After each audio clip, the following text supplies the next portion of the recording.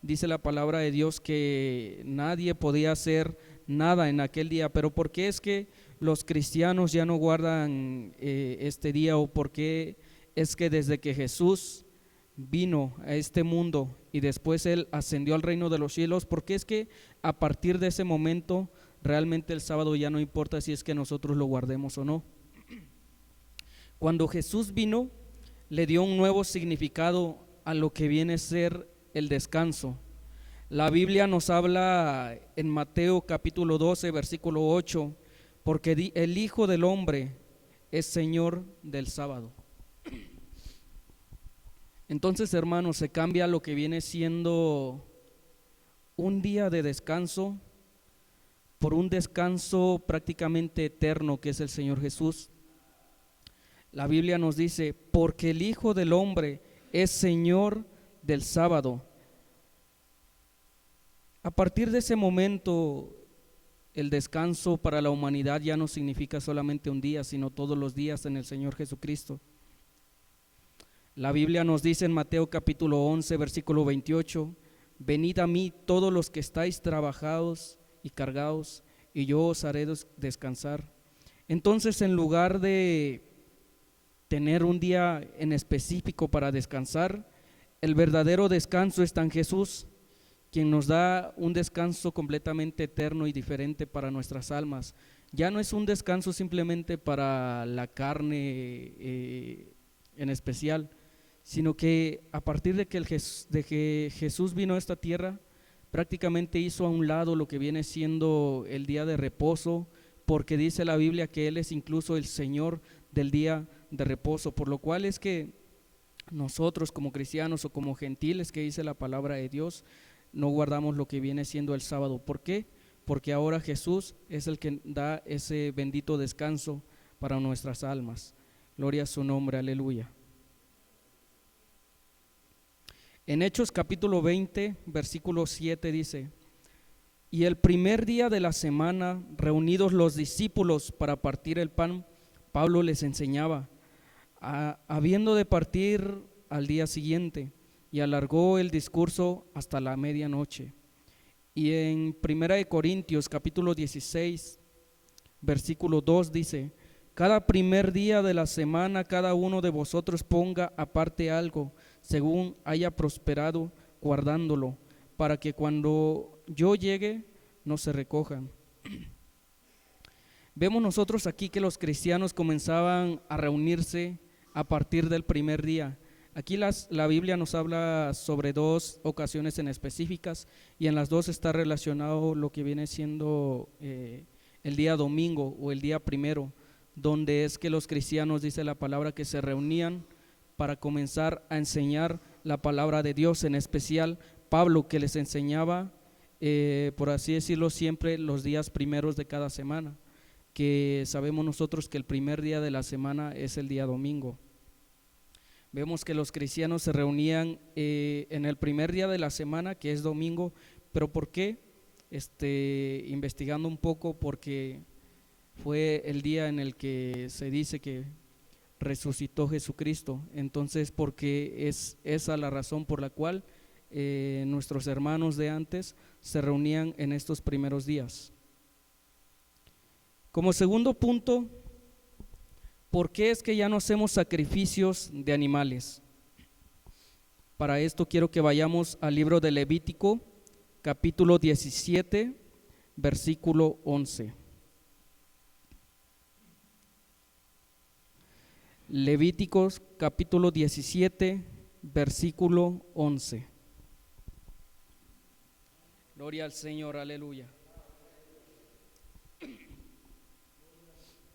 La Biblia nos dice, porque la vida de la carne en la sangre está, y yo os la he dado para hacer expiación sobre el altar por vuestras almas, y la misma sangre hará expiación de la persona.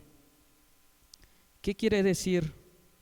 Que en estos tiempos la sangre prácticamente limpiaba, digamos, el pecado de lo que viene siendo los hombres para la salvación de su alma. nos dice la Biblia que la vida de la carne está en la sangre, y es por eso que cada vez que se derramaba sangre, ya sea en un cordero o en un toro, es así como los hombres se confesaban delante de Dios, y entonces en ese momento era cubierto su pecado. Pero sabemos que la sangre de estos animales no cubrían por completo el pecado de los hombres ni de toda la humanidad. Es por eso que antes de Cristo se hacían estos sacrificios. Todo hombre que hacía estos sacrificios y vivía conforme a la palabra de Dios, el día que moría no iba al cielo, sino se iba al seno de Abraham. ¿Por qué? Porque la sangre de estos animales no podían quitar por completo el pecado del hombre. Es por eso que antes de Jesucristo todos los hombres, por así decirlo, cristianos o que creían en Dios, hacían el bien y obedecían los mandamientos, se iban al seno de Abraham, porque es lo que hacía esta sangre.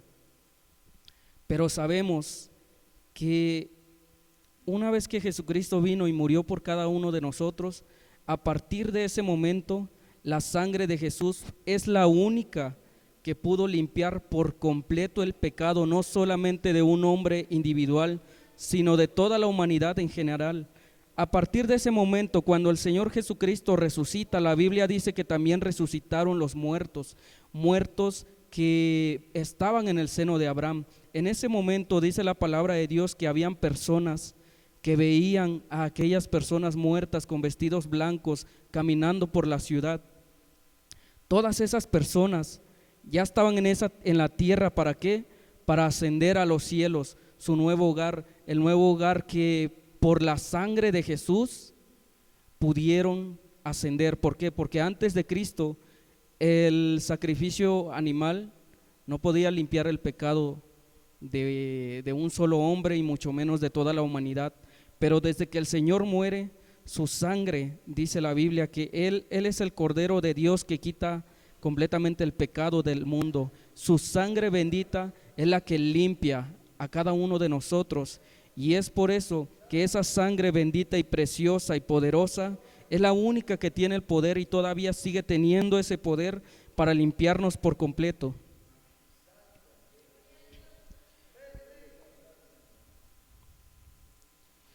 Vamos ahora a lo que viene siendo Hebreos capítulo 10, versículo 1. Gloria a su nombre, aleluya. Hebreos capítulo 10, versículo 1. A su nombre sea la gloria, aleluya.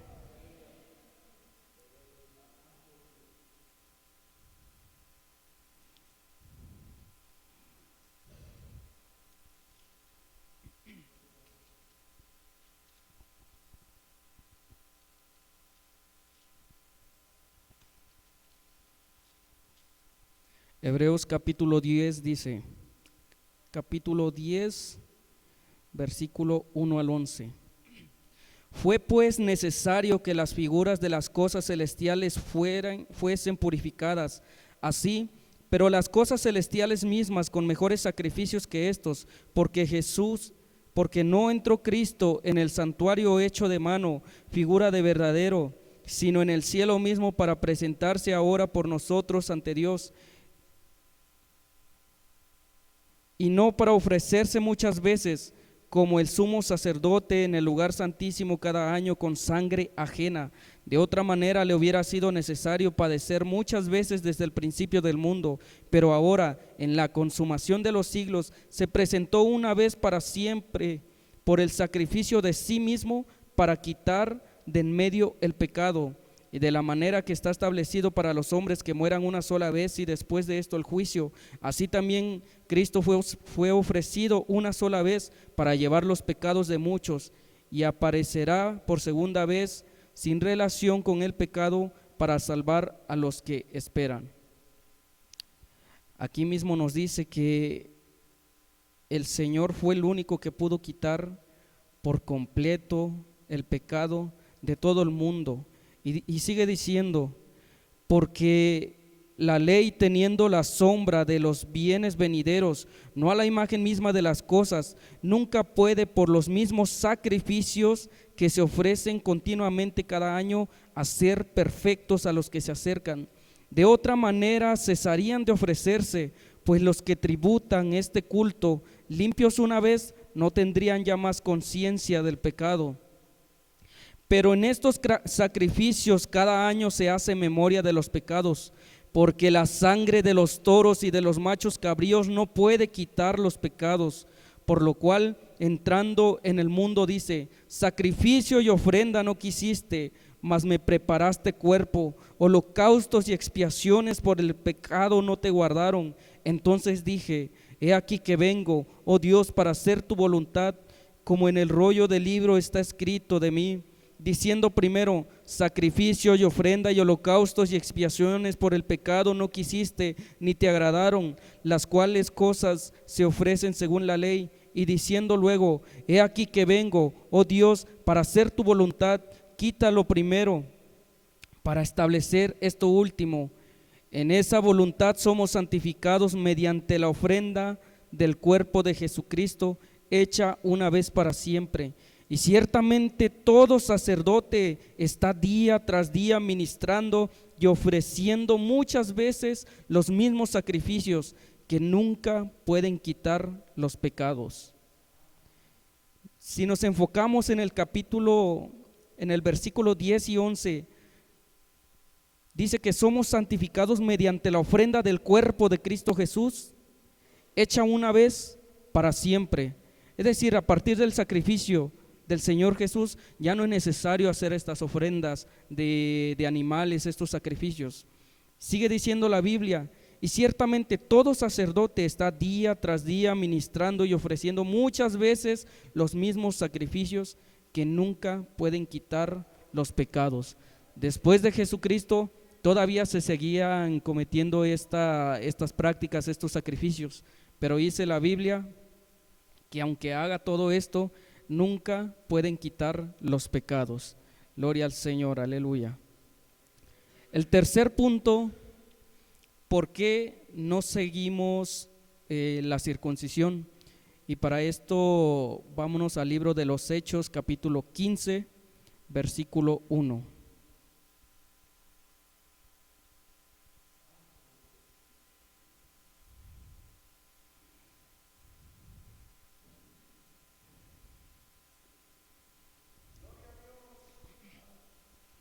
Hechos capítulo 15.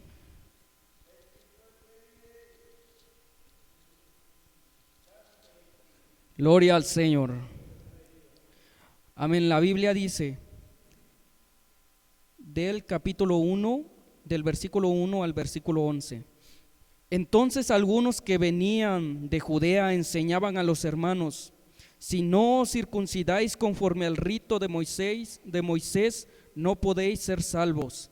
Como Pablo y Bernabé tuviesen una discusión y contienda no pequeña con ellos, se dispuso que subiesen a Pablo y Bernabé a Jerusalén, y algunos otros de ellos a los apóstoles y a los ancianos, para tratar esta cuestión. Ellos pues, habiendo sido encaminados por la iglesia, pasaron por Fenicia y Samaria, contando la conversión de los gentiles, y causaban gran gozo a todos los hermanos. Y llegados a Jerusalén, fueron recibidos por la iglesia y los apóstoles y los ancianos, y refirieron todas las cosas que Dios había hecho con ellos. Pero algunos de la secta de los fariseos que habían creído se levantaron diciendo: es necesario circuncidarlos y mandarles que guarden la ley de Moisés. Y se reunieron los apóstoles y los ancianos para conocer de este asunto. Y después de mucha discusión, Pedro se levantó y les dijo: varones hermanos, vosotros sabéis que ya hace algún tiempo que Dios escogió que los gentiles oyesen por mi boca la palabra del evangelio y creyesen.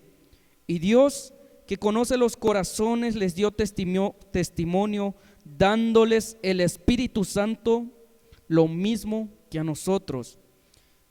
Y ninguna diferencia hizo entre nosotros los judíos y ellos, o sea los gentiles, purificando por la fe sus corazones, Ahora pues, ¿por qué tentáis a Dios poniendo sobre la cerviz de los discípulos un yugo que ni vuestros padres ni nosotros hemos podido llevar? Antes creemos por la gracia del Señor Jesús que seremos salvos, de igual modo que ellos.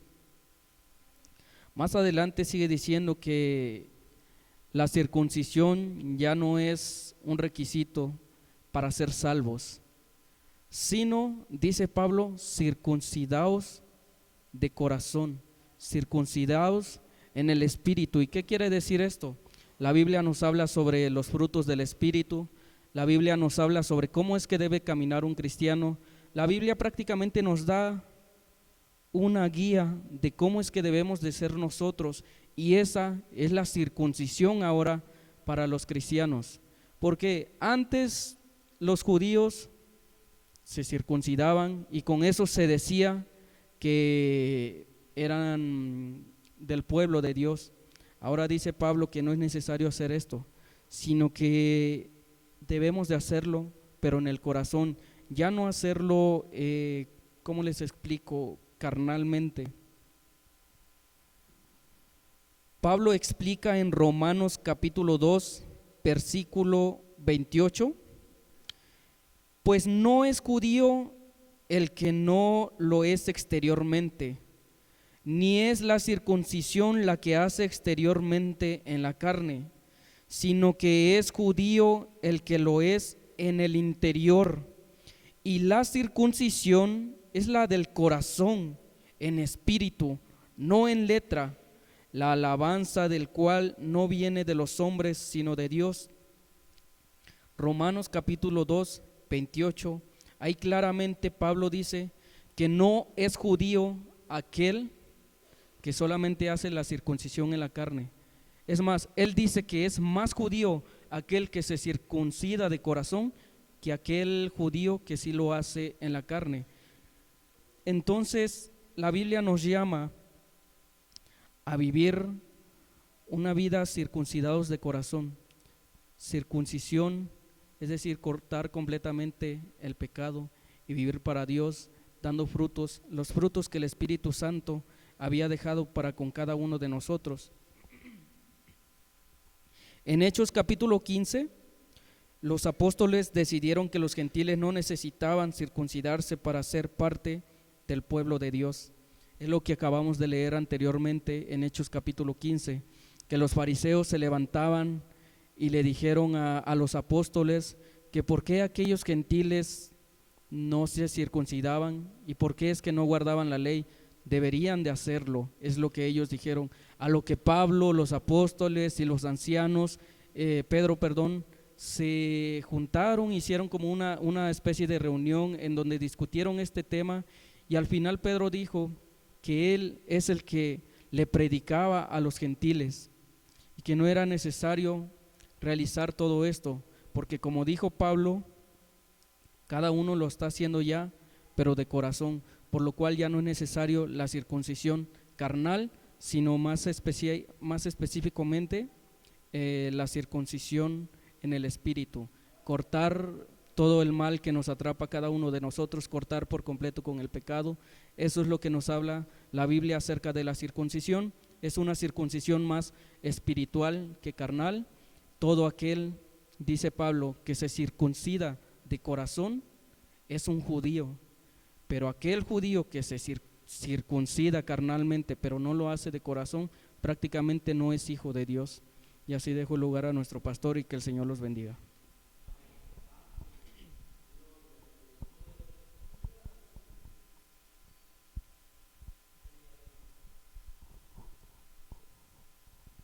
Gloria a Cristo Jesús.